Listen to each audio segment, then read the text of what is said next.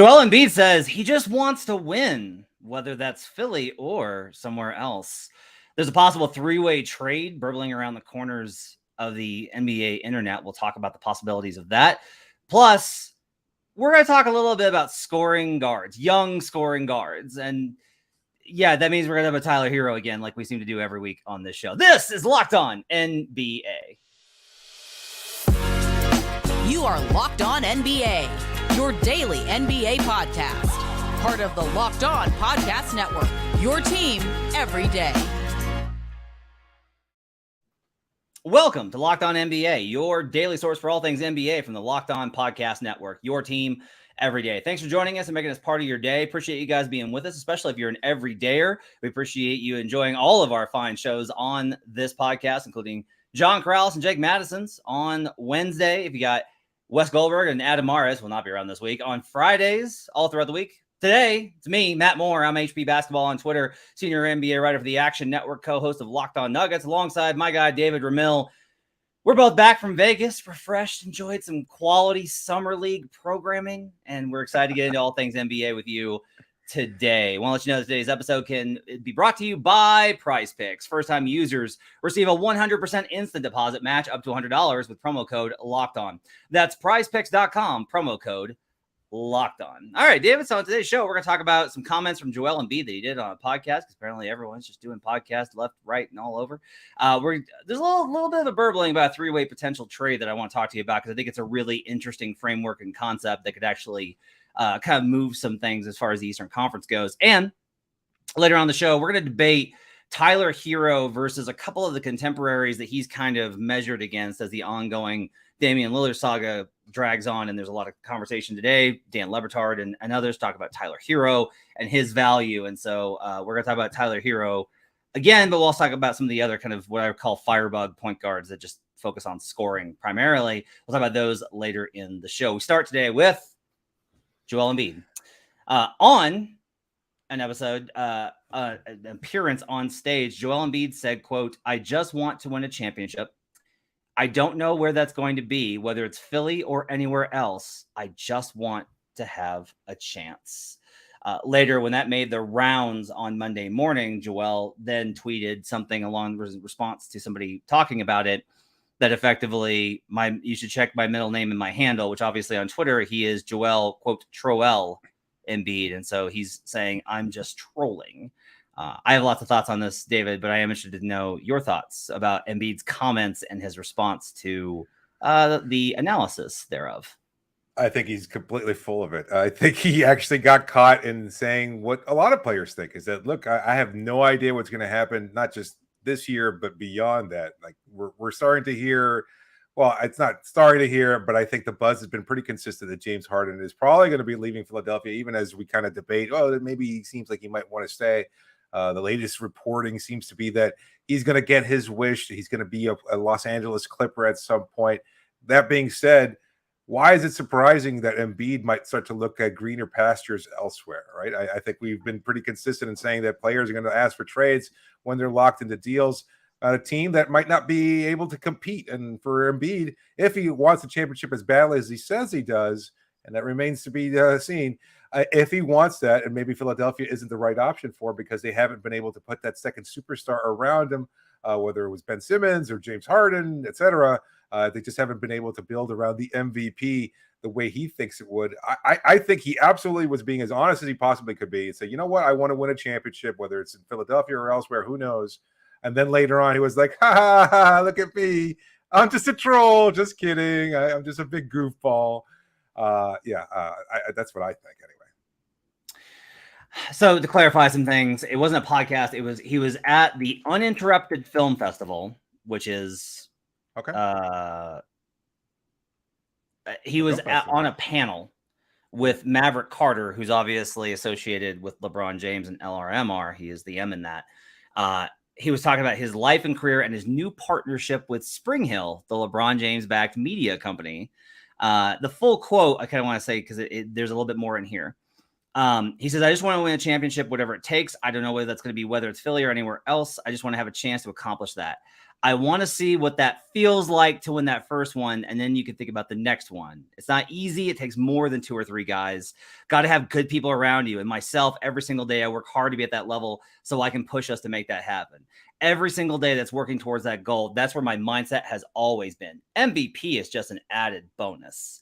I like the challenge. It can be frustrating at times because over and over, same things might happen. There's never any opportunity. All my years in the league, I feel like every single year it's always been different teams. It's always been changed. But I do like the challenge. It doesn't matter who's on my team. I just want to go out and try to do the best possible to put us in a position to win. So many conflicting statements in one paragraph.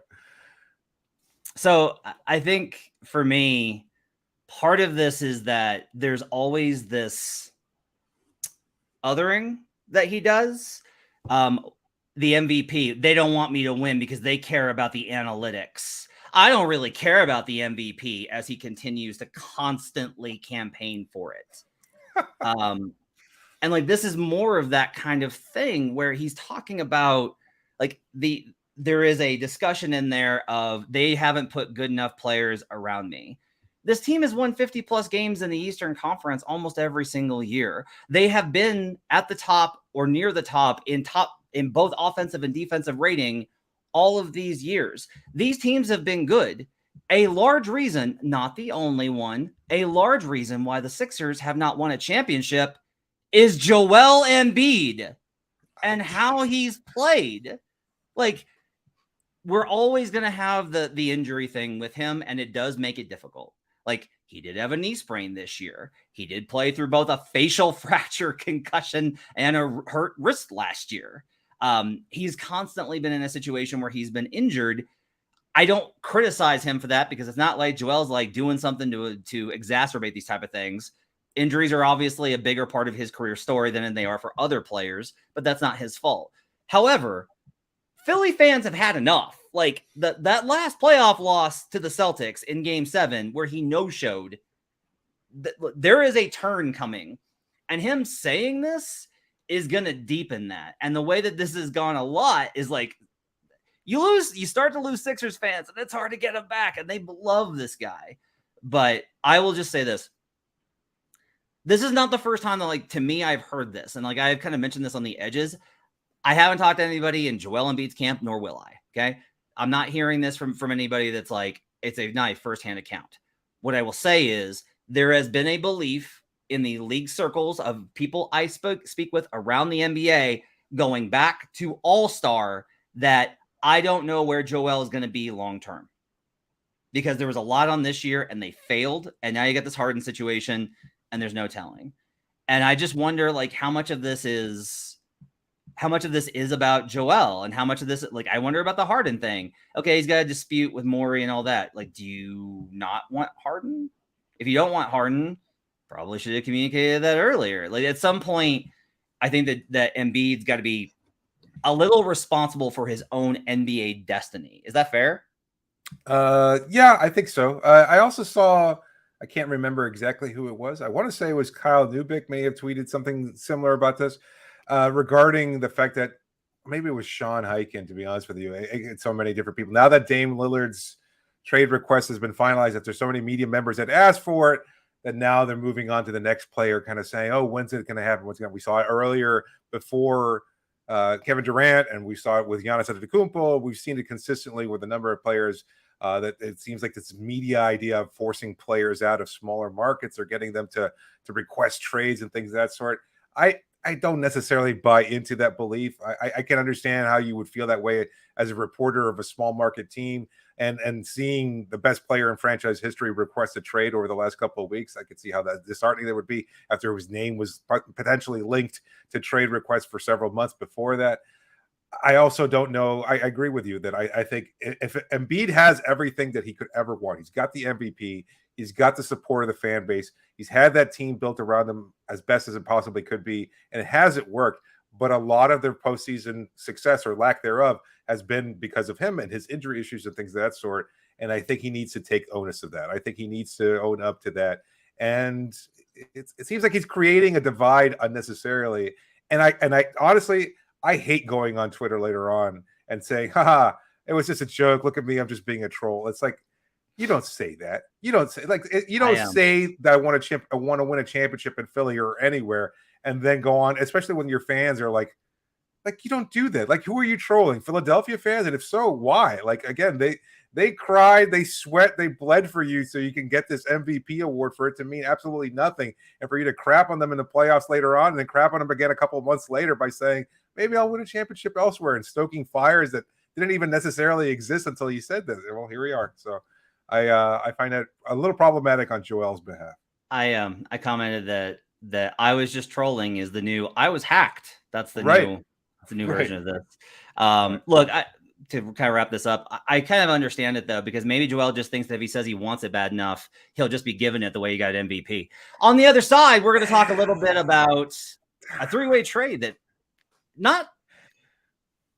it's on the edges. I thought a lot of things would have to sink into place, but I do think it's a really interesting concept. We'll talk about a three-way trade involving the Dallas Mavericks, the Atlanta Hawks, and the Toronto Raptors. We'll do that on the other side. But first, I've got to tell you about Prize Picks. Prize Picks is daily fantasy made easy. It's so easy to do. It's not one of these games that's super complicated. The best thing about Prize Picks is you're not playing against projections and other players where they're modeling stuff all day and playing 15,000 entries and you're trying to battle with all these people. It's just you versus the projections. Do you think they'll go over or under? That's all you got to do. Pick 2 to 6 players, and if they'll score more or less than their Prize Picks projections, and you can win up to 25 times your money on any entry. You're not competing against other people. It's just you versus those projections, and they offer projections on any sport that you watch.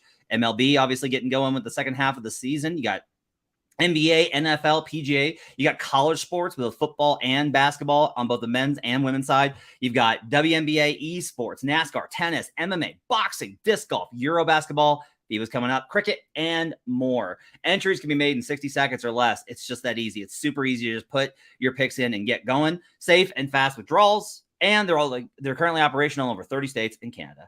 Download the Prize Picks app and go to prizepicks.com to sign up and play daily fantasy sports. First-time users receive a 100% instant deposit match up to $100 with promo code LOCKEDON. If you deposit $100, Prize Picks will give you $100. And if you put in $50, they'll match it with $50. Don't forget to enter promo code LOCKEDON, LOCKEDON, and sign up for an instant deposit match up to $100. Prize Picks is daily fantasy made easy. We'll be right back on Locked On NBA.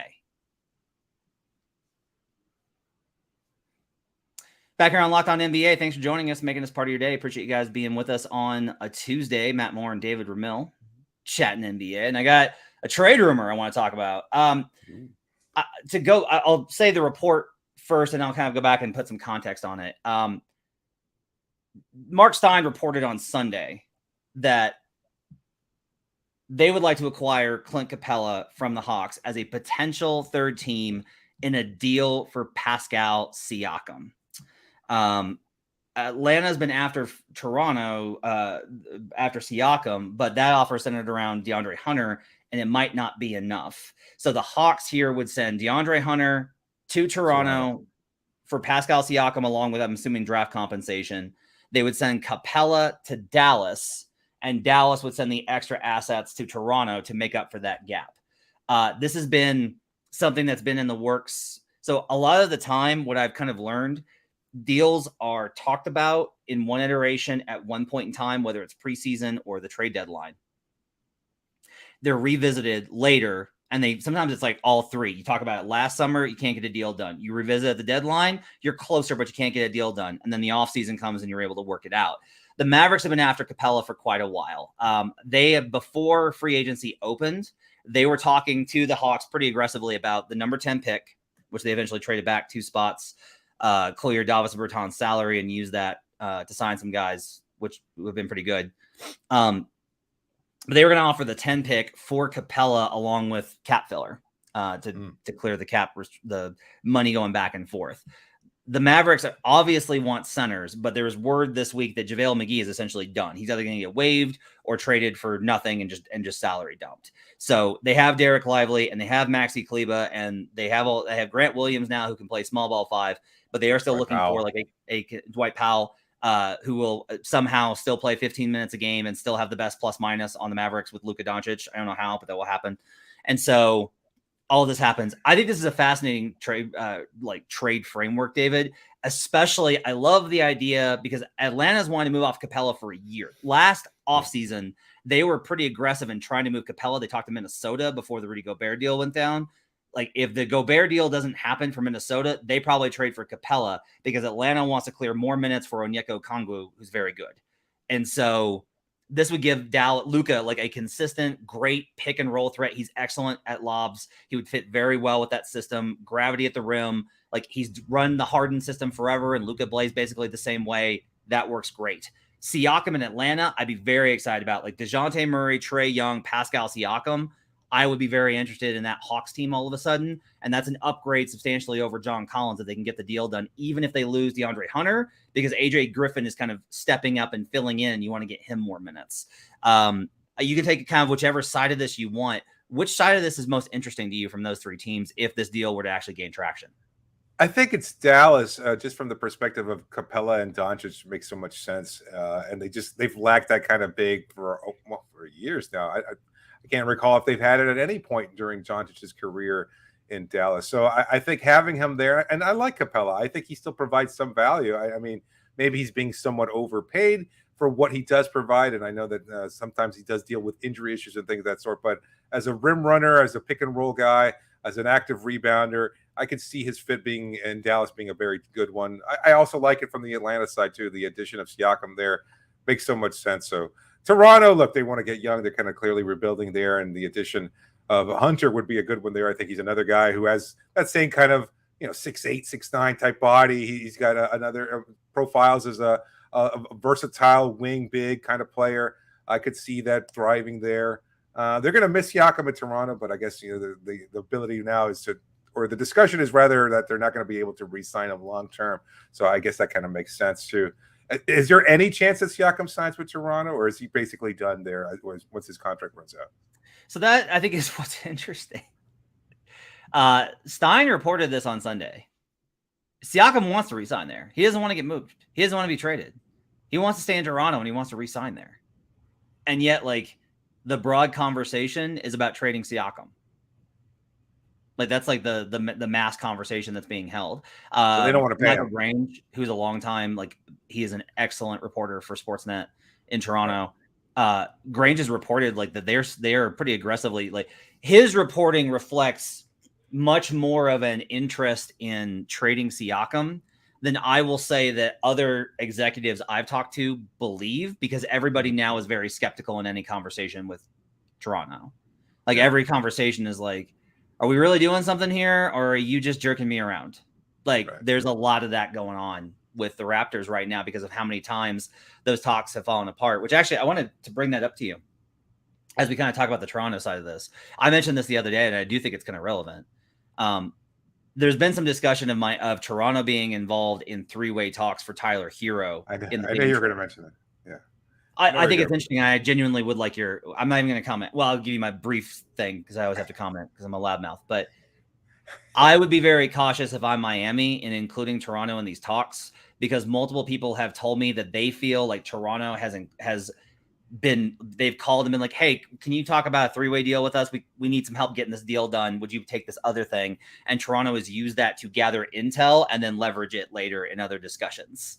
And whether that's to try and get in on Dame, like, that's a sensationalist thing, is to basically find out what Miami's offering so that they can then match it, which that's hard to do. These teams usually don't reveal the frameworks of the other side of it, but whether that's the goal or not, I would just say that, like, I would say to be cautious with involving Toronto in these deals, because oftentimes people believe that they're accumulating intel, which is a smart thing for them to do. And everyone does it. I want to be clear. Everyone does this, but Toronto especially has less of an interest in actually helping the three-way deal and more about gathering what the information is long-term on those kind of trade discussions. I get it. There is that angle. I'm not so sure that Miami's had those discussions with Toronto. And if they do, why wouldn't they just compartmentalize and limit it specifically to, what do you think Tyler Hero is worth, right? And if that's the case, then you use that information against Brooklyn, you use it against San Antonio or Utah or any other of the teams that Miami's reportedly talking to in order to exchange Hero for the kind of draft collateral that would make the Dame Lillard deal a little bit more enticing. I know we're going to talk about this in the next segment to the same degree, but to echo what Dan Lepetard said on his show earlier on Monday, it does not seem like there are other offers for Dame Lillard. That seems to be the case and has been for some time now. And if it's coming from Dan, it's coming from Pat Riley. And I know that interview that's made the rounds on social media has been kind of dissected at length, because not only does it poke fun at Joe Cronin and the Portland Trailblazers and their stance, but it also pokes fun a little bit at Adrian Wojnarowski and his reporting, and is what Dan refers to as blatant shilling on behalf of the Trailblazers. So in this case, I think Dan's doing a little shilling for Miami's front office and Pat Riley specifically. But I think we're starting to see things clear out there. As far as the involvement of the Raptors in any kind of deal, potentially, I don't see it happening. I don't see them being the third team or fourth team or whatever.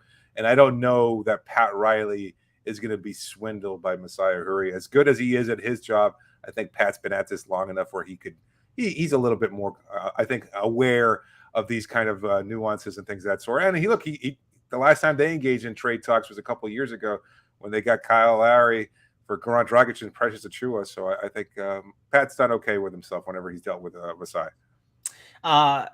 The last thing on the three-way trade concept, I do really like the Siakam fit with Atlanta, DeJounte Murray and Trey. I kind of expect Trey to have a bounce back season shooting wise. He just was never right last year. It was a very weird season, I thought, for Trey Young. I think that Quinn Snyder raises the floor of that team considerably. I think he'll help on multiple levels. It's hard for me right now to upgrade them too much, just because I'm like, well, you lost John Collins for nothing. And that's just like, even from a pure, he is worth X points and rebounds per game, just a production standpoint, that's a loss.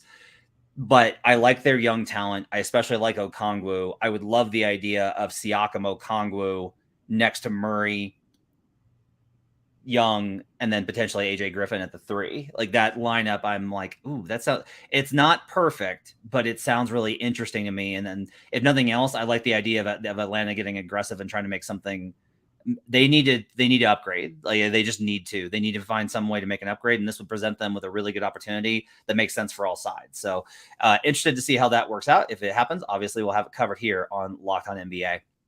On the other side, talked a little about Tyler Hero. We'll talk a little bit more about Tyler Hero. We pulled a number of guys, David and I did, to talk about. We pulled four guys that we're going to compare on the other side of the same relative age, relative type. And we're going to talk about the pros and cons of those, including what has become an interesting topic on the internet, which is Tyler Hero versus Tyrese Maxey. We'll talk about that on the other side on Locked On NBA.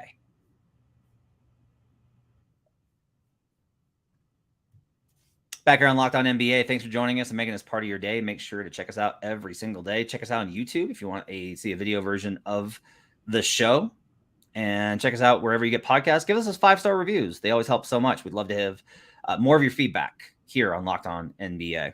So, David, there's been all this conversation about Tyler Hero, and you and I have debated it, and we've talked about it. And I've kind of I went on Locked On Heat, and we talked about it, and I've kind of come back a little bit your direction, where I realized that I was evaluating Tyler in the scope of his relative value to Damian Lillard, which is not fair or accurate in the representation of the trade.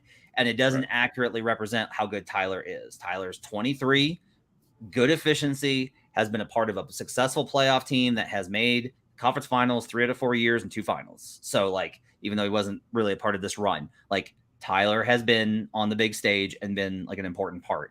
I do think it's kind of interesting to weigh him against some of the other guys that he's compared against. So the 4 guys that we kind of singled out to talk about are Anthony Simons, Tyler Hero, Tyrese Maxey of the Philadelphia 76ers, and Jordan Poole of now the Washington Wizards. Tyler was 23 last season. Tyrese Maxey was 22. Poole was 23 last season, and Simons was 23 last season. So we're talking about these guys all within a relative range. They are approximately within the same kind of format. All of them played 60 or more games last season. Poole notably played 82, which I didn't realize. That's impressive, by the way, that he was able to play 82. Not many guys do that anymore. Just real quick, Hero averaged 25-4. Maxey averaged 23-4. Simons was at 21-3-4. and Poole was at 23 and 4.5, so essentially 5. So actually, of those, what was kind of surprising me when I looked at these numbers was that Poole actually averaged the most assists of any of them, which I wasn't really expecting, given that he plays on a team with Draymond and Steph and Clay. But high octane offense, obviously, when he's on the court and he's got a lot of shooters around him when he plays with the starters. I will just ask you this, like, kind of off the top. Let's just go like big picture. You got to pick one of these guys, contract neutral. I'm going to give you the contract neutral stipulation here. Which of these guys would you select first? Of the 4 first, I would probably take Maxey first. I think his physical tools are good enough where I think he provides a lot on the offensive end of the ball, and I think there's enough youth there and potential. And he just seems to, unlike say Joel Embiid, he does seem to step up in big games in the postseason, despite the fact that he's a young player. And I know that you might have said the same thing about Tyler Hero after his run in the Orlando bubble. And I know that conversation has shifted a little bit because he has struggled in the last couple of playoff rounds when he deals with injury and things of that sort. But yeah, I'd probably lean Maxey as the number one option. But I don't think Tyler's far behind either. Yeah, it's an interesting question. I tend to agree with you that I want Maxey. I think Maxey has shown. I also think he's probably learned a lot from playing next to Harden and Embiid about how to run a team. Now, I think Hero is actually really good at that. That's one of the things that's interesting about this discussion. Is you're talking about if you're putting the ball in this guy's hands and saying you need to score, which obviously that's what they're best at, but you also need to be able to make sure that the offense has structure and runs effectively. My honestly just consider this to be the which of these players could you put on the Celtics when they're melting down in a playoff series and he would help. I would still kind of say Maxey. I think Maxey's I love his explosiveness. I love his end-to-end athleticism. I was kind of surprised when I looked at the numbers of how efficient he was. He's the best of all of these guys by about 2 percentage points on effective field goal percentage. He shoots better. He shoots the best from the field and 3-point range, where he shoots 43% from 3-point range. That's pretty impressive to me. The advanced numbers lean a little bit towards Hero, which I think makes sense both from the quality, like how his team plays and his role, like what he contributes. I think that's one of the interesting things here is like Hero has to contribute quite a bit on that Heat team, especially with how many injuries they typically have. Like Kyle Lowry has missed so much time in the last 2 seasons, and Hero's had to step in and play big chunks of that. Gabe Vincent obviously was a bigger player in the playoffs, but really like Hero was kind of, am I wrong in saying that Hero kind of kept Miami afloat last season for long stretches? Is that wrong? Oh, no, absolutely. I think he was probably their most consistent offensive player at any moment throughout the regular season, because either Bam was out or Jimmy was out or Kyle was out.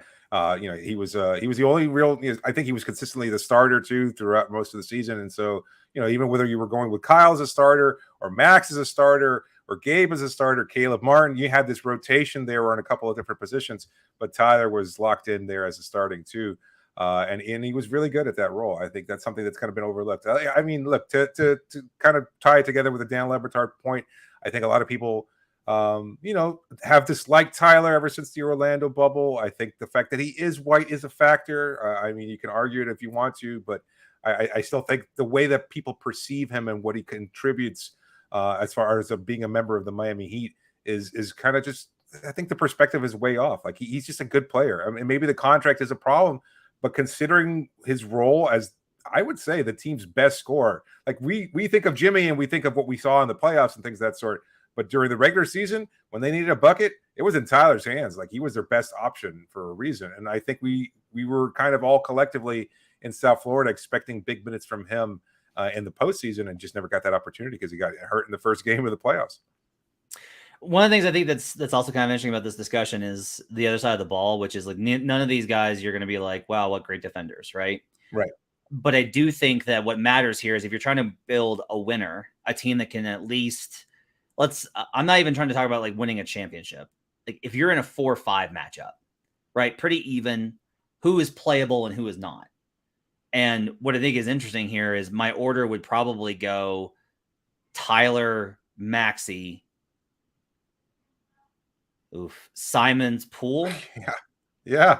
In terms of playability, like Tyler being a top, right? Like, I think you're absolutely right. He's an active rebounder. He's switchable. Like we saw improvement from that in that regard. He bulked up a little bit. I mean, it wasn't necessarily enough, but he did improve. And I agree with you. I think that's exactly the right order. You could kind of switch Simons and Poole there, but Poole kind of not really interested in that side of the ball. I think the Poole thing is tough because we're coming off of such a down year for him. Yeah. He was really good 2 seasons ago when they were, I guess 3 seasons ago now. And 3 years ago when they were in the gap year, that was when they kind of proved like, oh, like Jordan Poole's a thing. Like he's a guy.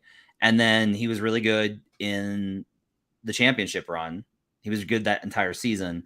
And then this year, like he's had said that like the Draymond thing kind of messed everything up, like getting punched in the face and having it leak kind of messed with the whole thing. But he was also really bad, and he was really bad in the playoffs. And I think that's one of the key things here is that Poole was playable in certain matchups, but he is not matchup proof. There's not like everyone that like there's not every series where he can play. Tyler Hero, I feel like, can play in every series. Maxey, I think it's like it could get dicey, but I think you can probably play him in every series. Poole, I think you can play in some series, and then that's kind of the issue with Simons is with where, and honestly, amongst the many things that, and I've tried to be even about this, like I don't think that the Blazers have done things well. They put themselves in this spot, and among them, I thought was a contract that they gave to Anthony Simons, just because like he is to me so far a very empty calories player. And that may not be fair. And I'm always going to be somebody that kind of, this discussion is, I think, interesting for me because I tend to underrate what these guys do, especially. To be quite honest, I'm always kind of like, you can find guys that can score. You can always kind of find guards that have handle and a jumper that can get you 34 to 37% from 3. A handful of assists per game, good athleticism at 23. Like you can find those guys, but the answer is like those guys get paid. Those guys get paid huge as like Simons is on a big deal. Hero's on a big deal. Maxey will be on a huge deal when he finally does sign, and Poole's on a huge deal. I would say that all of these players are paid or will be paid greater in relation to what I think their impact on winning is. I do think that there's maybe, I'll say this though, there's also maybe if we talk about potential, because they're all young, right? Would you kind of agree? Because you kind of said you would take Maxey first. I feel like Maxey's ceiling is higher than Tyler's, even if Tyler's floor is a little bit higher. Yes, I would say that too. I think Tyler's just never going to develop into an uber athlete. Like everything he's gone to this point, he's had to work for it, which isn't just you dispute the level of effort that Maxey's put into be at this point, but we just see it on the floor. Like, and that's just, and I think Zach Lowe wrote a great piece about it just last season about where Tyler kind of stands in the views of teams around the league. It's like, is he, where is he going to get to in terms of his final ceiling and his final destination point? And I'm not so sure, even though he did make improvements last year. So it has been just very interesting to see his name included. Like if the Dame Lillard deal falls through, I don't know how Miami recovers from this without trading Tyler Hero, just because the discussion about Tyler has been so toxic that I feel like they need to find a place for him anyway. And I'm just not sure if they can afford to reset given Jimmy Butler's limited championship window here. But if for some reason they're not able to land Dame, which I still expect that to be the case, they got to do something about Tyler. I will say, if Cronin does drag this out into camp, as awkward as it will be at media day for the Portland Trailblazers with Damian Lillard, it's going to be a little awkward for the Miami Heat with Tyler Hero too. Yeah. It would be a little bit awkward down in South Beach with like, hey, good to see you, Tyler. We just cleaned your locker. We didn't clean it out and then put everything back. That's not what we did. We promise. He might not want to record those Christmas promotional videos just in case. You could say that stuff. Keep your options open.